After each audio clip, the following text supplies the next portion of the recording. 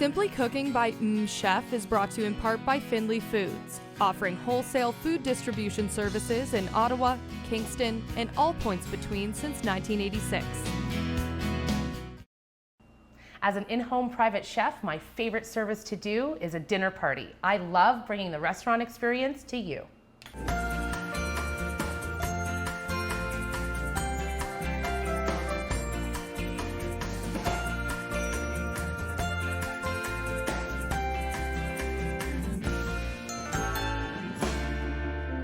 Doing dinner parties are my favorite service that I offer. I love to turn your kitchen and dining room into a restaurant. Today I'm going to be doing a 4-course meal for a group of 4, and I'm going to be showing you probably one of my most requested menus and what it's like to have me come over and make you a multiple course meal in a restaurant style. Sometimes when I'm doing dinner parties, I actually bring an assistant with me. This way she can focus on serving the food, taking care of the guests, making sure they have their drinks full, while I do the plating and the cooking. I always love to start every single one of my dinner parties, whether it's for 2 or 200, with an abundance board. If you've seen my show in the past, you know that abundance boards / charcuterie, cheese boards, antipasti, whatever you like to call them, is one of my favorite things to do.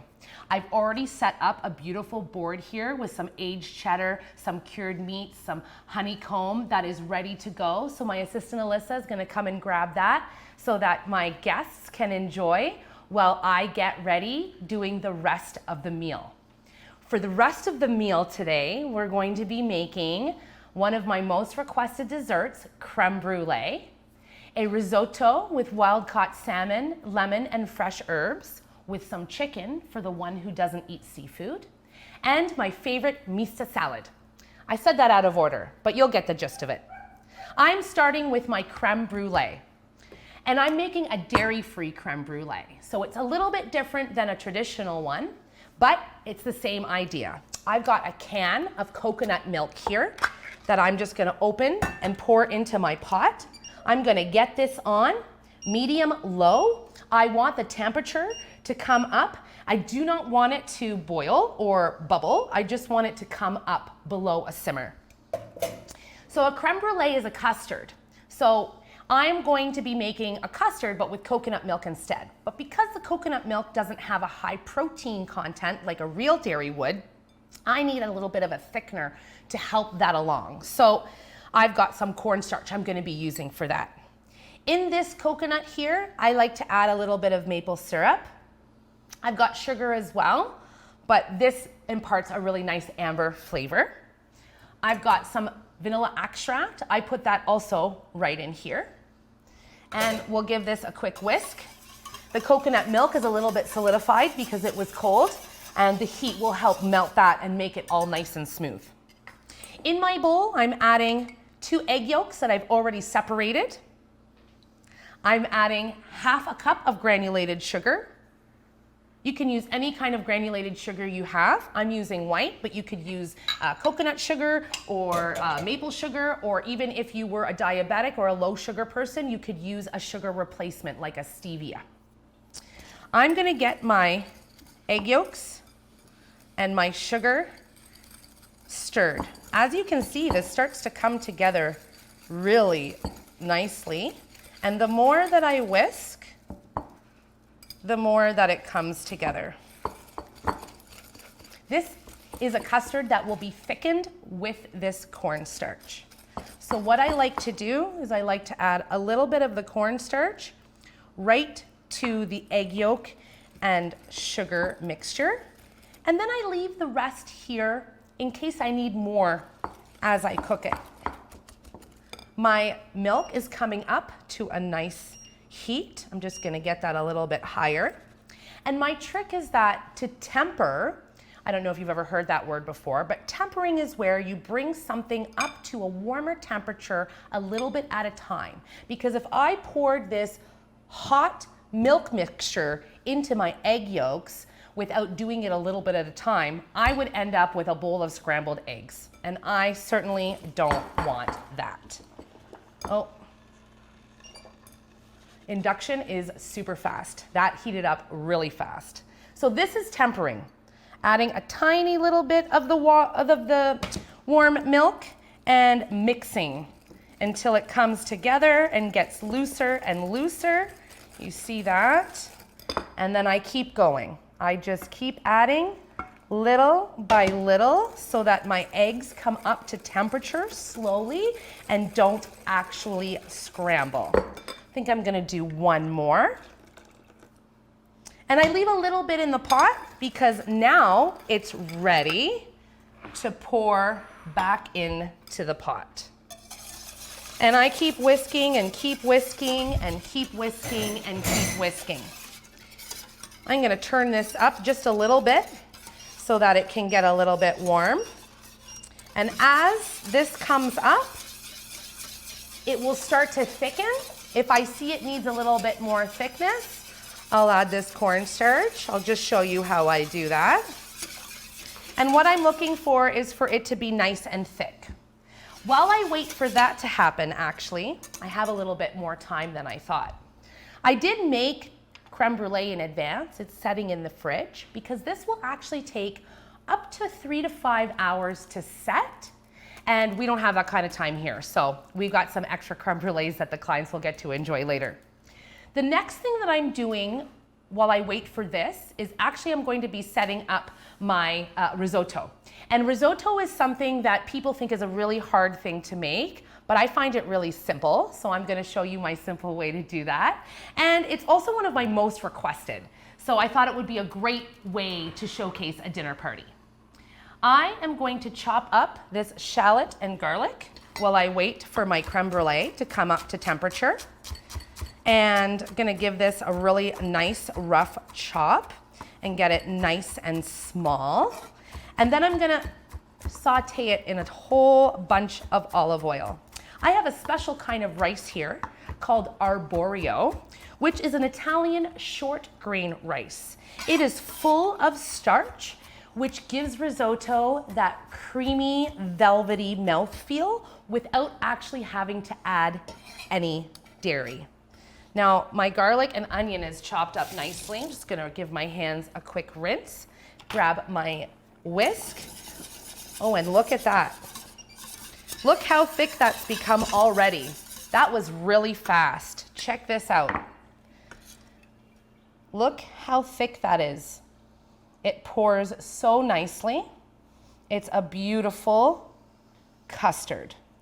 Now, you could set this in the fridge and you could enjoy it and eat it just like that with some fresh berries on top. But I have a torch, so I'm gonna let this set and later on, we're gonna have some fun. I'm getting these in the fridge so that they can get all solidified so that at the end of the meal, they're ready for me. Got this beautiful Dutch oven and I'm going to use it to make my risotto. I'm gonna turn this on medium high. And by the way, I also have some vegetable broth in my pot here already warm so that when my risotto is ready to add the broth, I've got it ready to go. Gonna start with some olive oil, a really, really nice, generous glug of olive oil. And then adding my onion, well, my shallot and my garlic. And I just let that saute just a little bit. I can hear the sizzle already. Do you hear that? At this point, I like to add a little bit of salt. It helps draw the moisture out of my onion and garlic. And this is when I add my risotto rice. You hear that sizzle? This is going to be a lemon risotto. So typically at this point, you might deglaze the pan with some white wine, but instead, I'm gonna deglaze it with some lemon juice. Ooh, hear that sizzle. As soon as this lemon juice evaporates off, that's when I'm gonna add some vegetable broth and I'm gonna cook it down. Let me get this going on the break and we'll see you after where I'm gonna be setting up the first course and the second course for Alyssa to serve to my guests.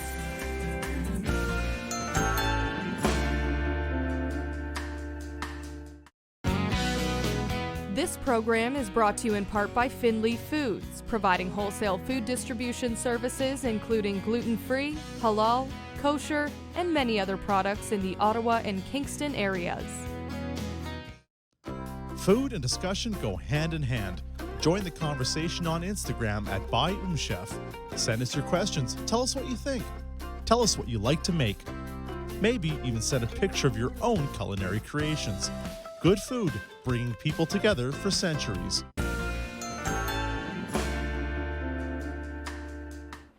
I've got my creme brulees setting in the fridge.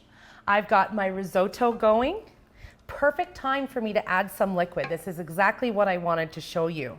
So every time I add like that lemon juice or a ladle of my broth, I only add 1 ladle at a time and I stir it really well.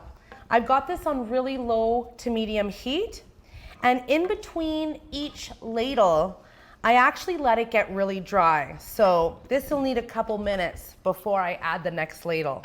And what that does is it helps draw the starch out of the arborio rice and gives it that nice creamy texture. I know risotto can seem intimidating, but I hope you'll see how simple it is by the way that I do it. So for our protein for the main course, I've got some beautiful wild-caught salmon and some pastured chicken thighs here. They're boneless, and because it's all for the same family, I'm gonna be baking them on the same sheet, but if it wasn't a family or if people didn't want things near each other, I would make sure to bake them on 2 separate sheets. My oven is set at 425, and I'm gonna season them up and pop them in to show you how I do that. So a nice generous sprinkle of salt, as you know, I love that. A little bit of freshly cracked black pepper. And some lemon. So I'm going to make some slices of the lemon to actually cook on top, which will impart a really nice flavor to my proteins. Here we go. So 1 on top of each salmon, and I need 2 more. Can I get them out of this lemon? I sure can. And 1 for each piece of chicken. I will get this on my pan here. Get this in the sink. I'm gonna take the extra lemon juice from my ends of my little wedges and get that on my protein just for that extra flavor. I'm gonna pop this in the oven, and that will have just enough time to cook while I get my risotto together, and then the meat will have plenty of time to rest before I plate the main course. So my guests have really enjoyed the abundance board. Alyssa already brought it back and cleaned that up. So I'm going to work on my first course so that she can serve it. This is a traditional misto salad. There's many different versions of this. This is my favorite version. I first tried this in Italy and then at a place called Italy in New York.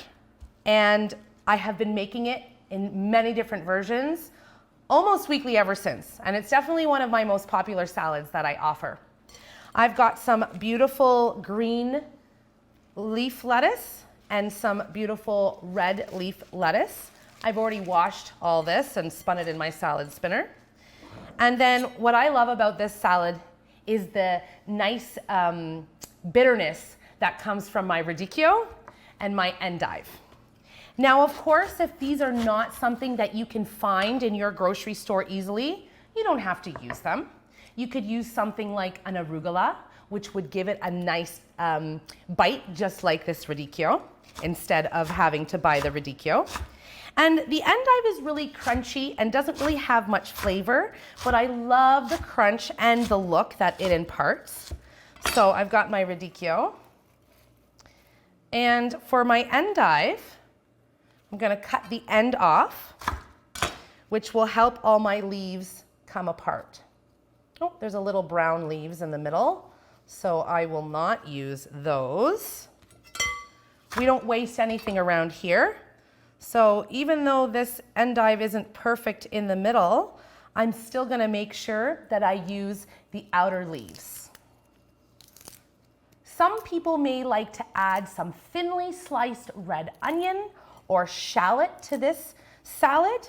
And if you eat dairy, this is a really great salad to shave some fresh Parmigiano Reggiano on top of, or even a little crumble of a goat cheese.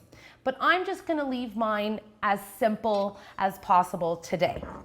So I just drizzle the dressing right on top. And I'm going to add the balsamic first. You wanna know why I add the balsamic first? Because if I added the oil to my leaves first, it would coat the leaves and the balsamic wouldn't be able to get to them. So I do the balsamic first so it can connect with my leaves, and then I drizzle the olive oil. Beautiful. Oh, I think my risotto is dry. It is. Now it's time for me to add another ladle. And see, I just keep going. I think I'll add 2. And I keep doing this until this is gone. It is almost like the same ratio as rice. I've got about 3 cups of arborio rice in my pot. So I'm probably gonna be using about 6 cups of broth. It's 2 parts liquid to 1 part rice. Perfect. All right. Now for this salad, I put a lot of salt. You think it might be too much, but the bitterness of the radicchio and the acidity from the balsamic vinegar really, really does that for me. Some freshly cracked black pepper. And my favorite way to mix salad is with my hands. There is no better kitchen tool than your hands. And I'm sure you've heard me say that same thing before. Just like when you're washing dishes with gloves on, you can't really feel the dirt on the plate. So you need to have your bare hands.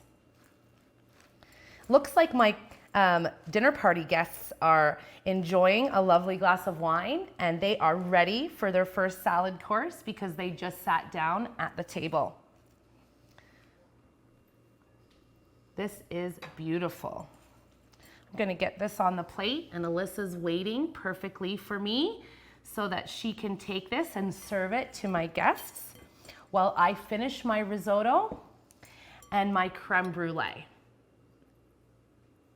I can hear the chicken and salmon sizzling in the oven behind me.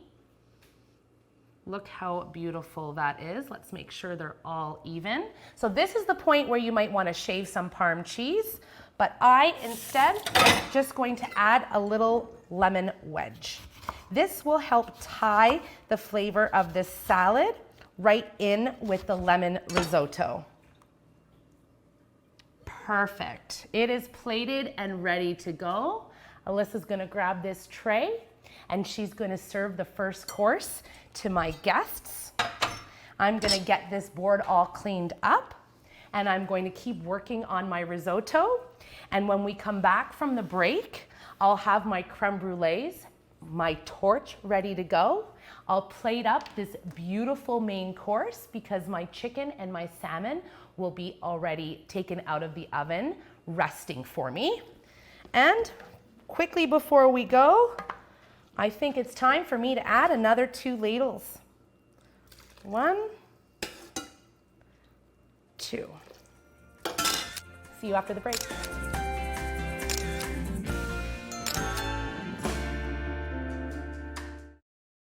Be sure to follow Daniela on Instagram at MmmChef for all the latest posts, including behind-the-scenes looks of the Simply Cooking set and some delicious culinary creations that will definitely make you hungry. After all, we do eat with our eyes.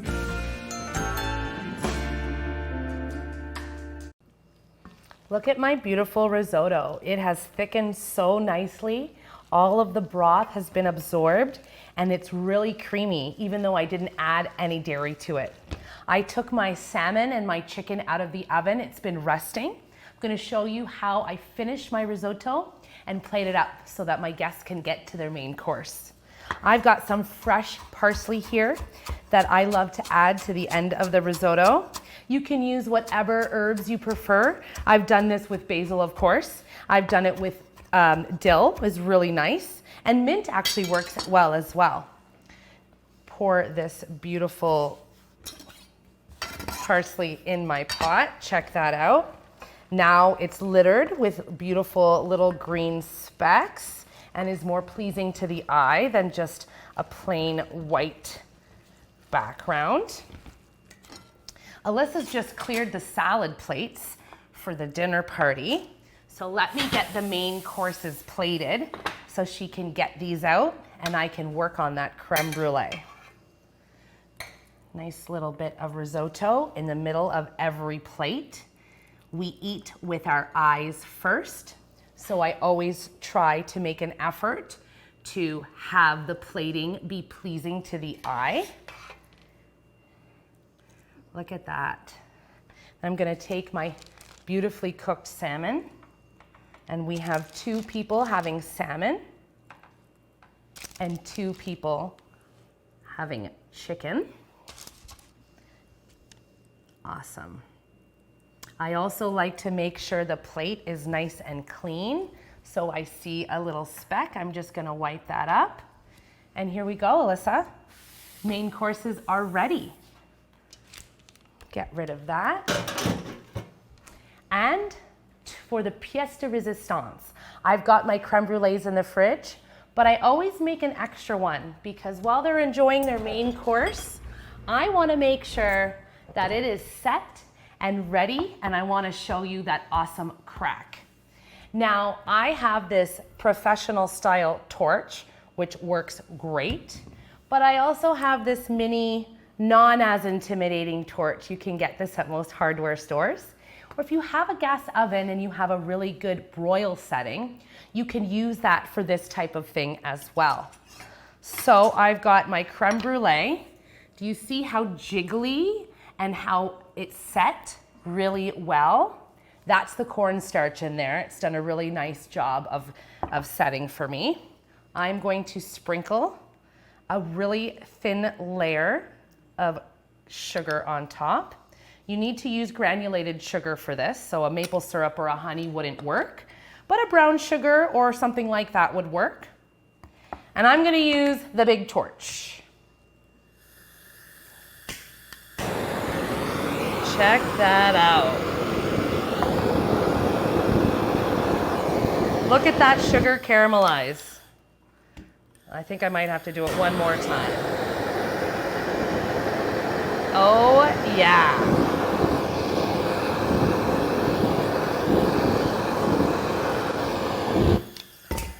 Turn that off. Get this sugar all around melted. Gonna use my spoon a little bit to spread around that caramelization. And it's TV, so it's not working how I want to, but that's okay.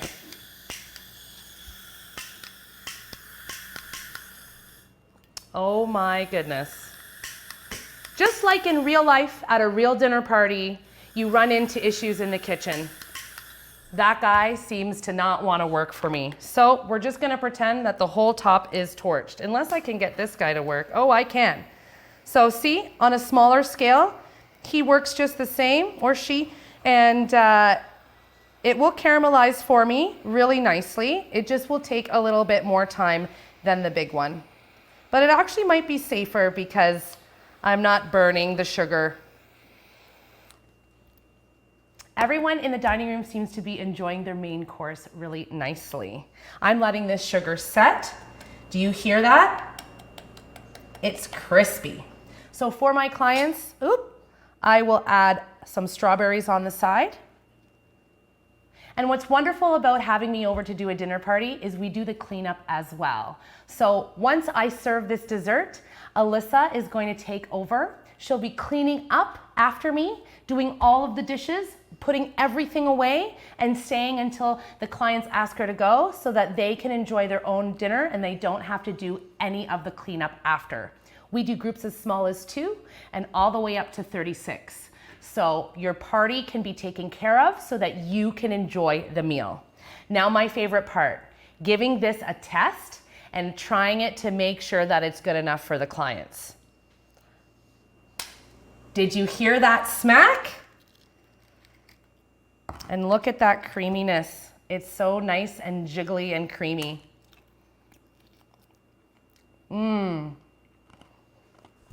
So delicious and so simple.